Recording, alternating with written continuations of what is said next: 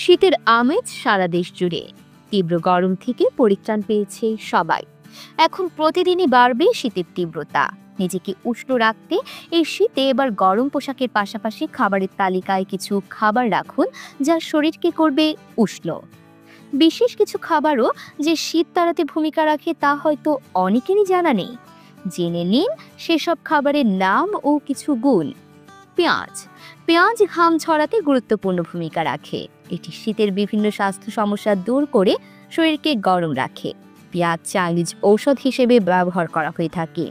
এটি শরীর গরম করে কাজ করার শক্তি যোগায়। আদা। আদা শুধু শরীরকে গরম করে না, তার সাথে এটি রোগ প্রতিরোধ ক্ষমতা বৃদ্ধি করে হজম শক্তি বাড়ায়। প্রতিদিনকার সালাদ এবং রান্নায় আদা কুচি ব্যবহার করুন। এমনকি গরম পানিতে আদা কুচি মিশিয়ে পান করুন। এটি আপনার শরীর ভেতর থেকে গরম করে থাকবে। হলুদ। প্রতিদিনকার খাবারে হলুদ ব্যবহার করুন। এটি আপনার শরীরকে ভেতর থেকে উষ্ণ করে থাকে। দুধের সাথে হলুদ বা হলুদ চা পান করতে পারেন শীতের থেকে রক্ষা পাওয়ার জন্য। কফি। কফির ক্যাফিন উপাদান আপনার মেটাবলিজমকে সাময়িকভাবে বৃদ্ধি করে, যা আপনাকে উষ্ণ অনুভূতি প্রদান করে। শীতের সকালে 1 কাপ কফি আপনাকে সারা দিনের কাজে শক্তি প্রদান করবে। গুড়। গুড় আপনার মিষ্টি খাবারকে অন্যরকম স্বাদ দিয়ে থাকে। আদার সাথে গুড় মিশিয়ে খেতে পারেন। এটি আপনার ঠান্ডা কাশি উপশম করতে সাহায্য করে থাকে। গুড়ের তৈরি খাবার শীতে খান। ডিম। শীতে শরীর গরম রাখতে নিয়মিত ডিম খান। এটি শরীর গরম রাখার পাশাপাশি আপনাকে শক্তি প্রদান করে। ডিম সিদ্ধ, অমলেট অথবা ডিম ভাজি করে খেতে পারেন।